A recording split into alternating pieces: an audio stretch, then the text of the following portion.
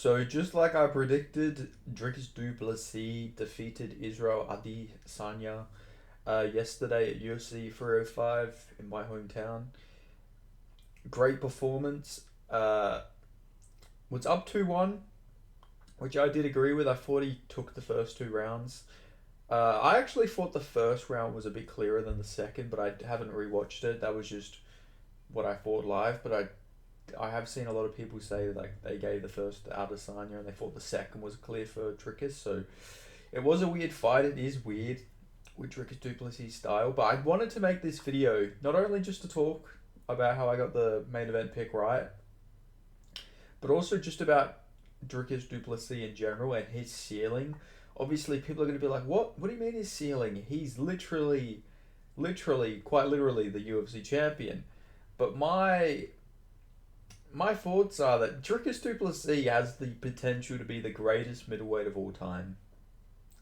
And I don't say that lightly, you know. I generally do think Dricus du Plessis could be the greatest middleweight of all time. Not yet. Not yet. So before anyone goes, what do you mean? But you just got to look at his resume, alright? First up, let's just look at his resume, okay? Let's just start off with his first, when he debuted, you know.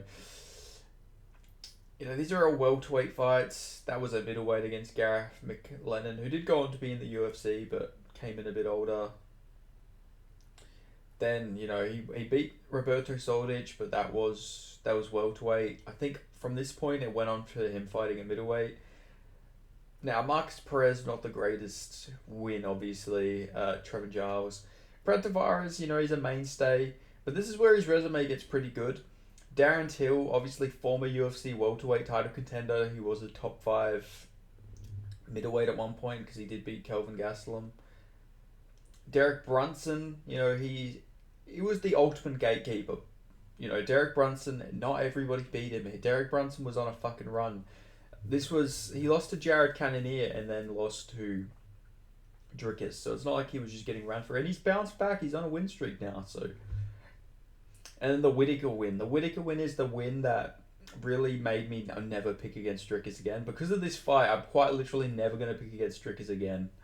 Unless maybe he makes that light heavyweight move. But even then, I don't fucking know. Hey, like, the way he went in there and he destroyed Robert Whittaker was just fucking godly. That was a fucking godly performance. He beat Sean Strickland, and he did beat Sean Strickland. 3-2 du Plessis. I don't care what anybody says. Dricus won that fight very, very clearly. And, like, Robert Whittaker is a top 3 middleweight of all time, I'd say. You know, it's Silva, Adesanya, and then I think it's Whittaker. It's any of them 3. I know people might not like that, but you just got to look at the resume that Robert Whittaker's got. I guess you could maybe say Chris Weidman, but I think Whittaker would have been a long time champion. You know, if it wasn't for Adesanya, he would have went on to beat, you know, let's just say Darren Till. Then he would have beat Jared Cannonier. That would have been a defense. Then he would have beat Kelvin Gastelum. Then he lost to Adesanya, which he could have arguably won that fight as well. Like, I think Whittaker is a top 3 middleweight, and Dricus du Plessis ran through him like he was nothing. And Whittaker's not washed. Like, he is still good. Like, he ate a spinning fucking back kick from Paulo Costa. You can't just say his chin shot, because he took a fucking spinning back fist. It's not spinning back fist, sorry. Spinning back kick to the fucking chin and survived that. And then went in there and ran through Ikram Aliskerov. He's still that fucking guy. Sean Strickland, 28-5, now 29-6. Great record, fucking experienced veteran.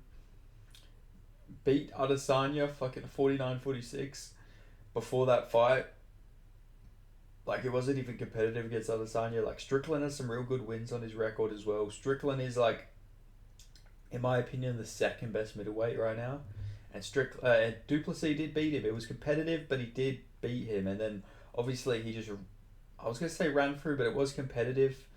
Adesanya had his moments, but then, you know, du Plessis' herky-jerky, odd, fucking drunken style blitz did end up getting him the win there.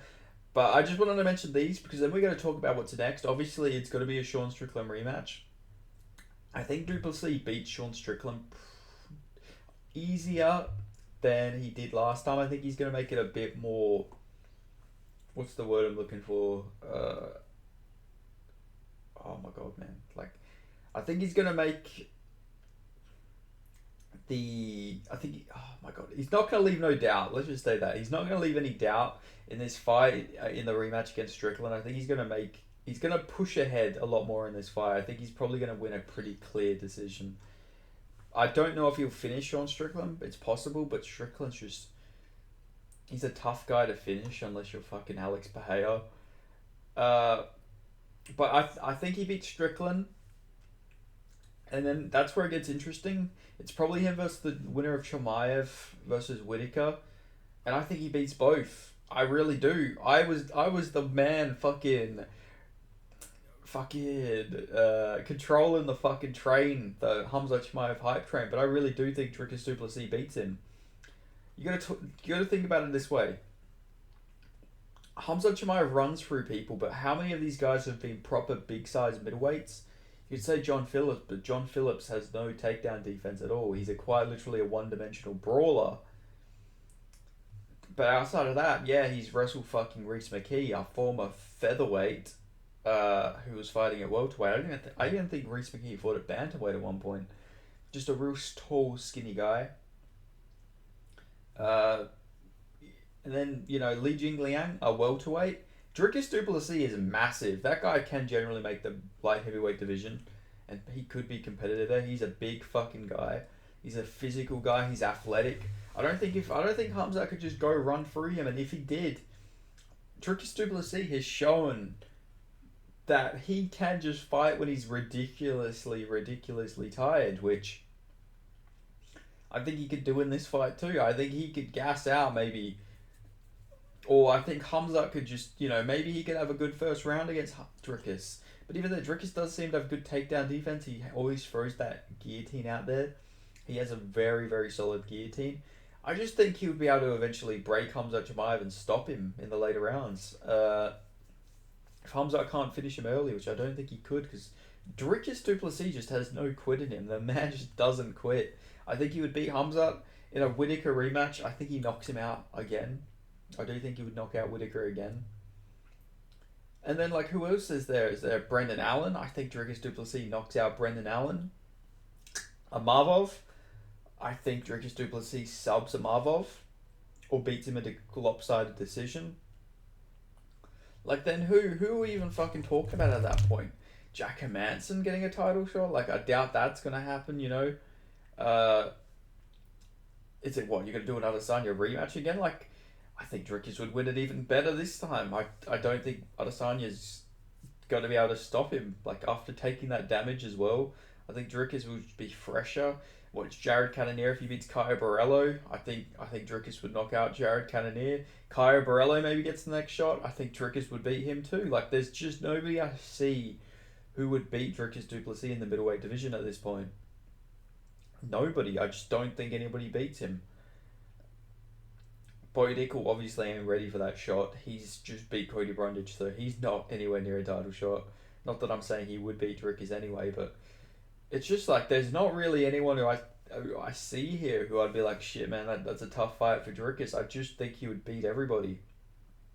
Honestly, Strickland is probably his toughest test, to be honest. And I think if he beats Strickland, then he is not ever losing a middleweight. But if he goes up to light heavyweight, I generally do think he has a solid shot against Alex Pereira, because I know Dricus du Plessis does fight with that very, very silly looking style where he's running forward, chin out, blitzing.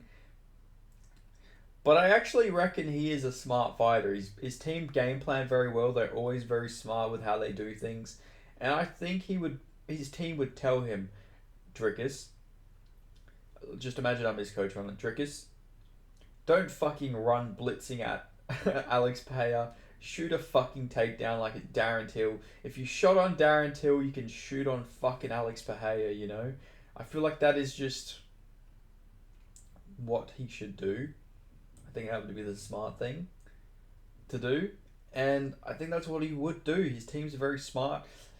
Alex Pereira's got good takedown defense, but once he does get taken down, it is a bit hard for him to get up. Jan Blachowicz did have his back for quite a lot. I think if Dricus has his back, he's fresher, he's younger than Jan Blachowicz. Probably even more explosive and athletic at this point as well. I think you'd just be able to like neck crank Alex Pereira probably.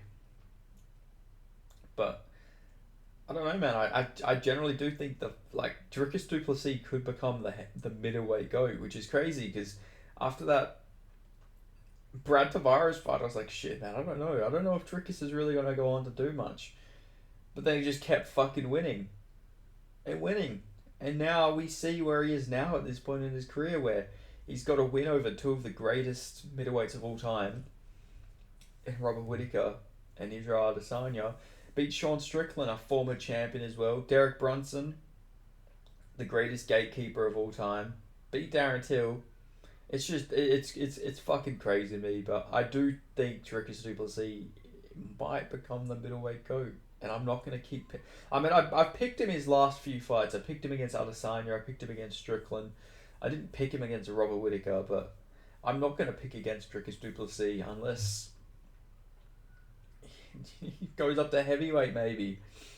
If he fights Tom Aspinall, then yeah, I'll pick fucking Tom Aspinall, but who fucking knows at this point? Dricus du Plessis is plot armor, but you just can't pick against this guy. But anyway, that's all I've got to say. Thank you guys so much for watching.